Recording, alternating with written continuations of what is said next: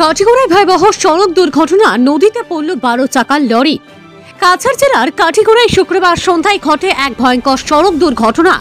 রাত 7:30 নাগাদ বদরপুর থেকে কালাইনগামী একটি 12 চাকার ট্রাক মধুয়া সেতুর রেলিং ভেঙে নদীতে পড়ে যায়।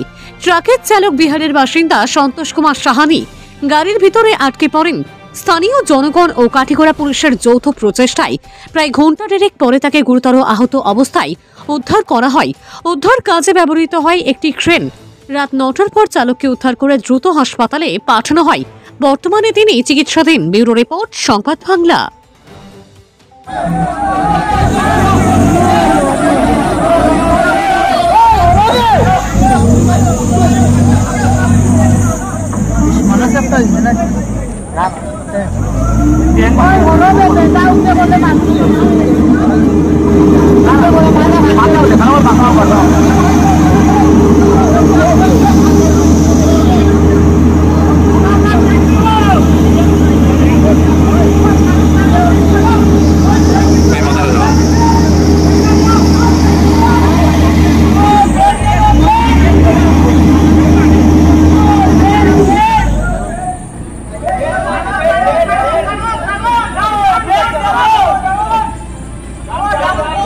Nó có đâu ở đi cho xin cho mà gạo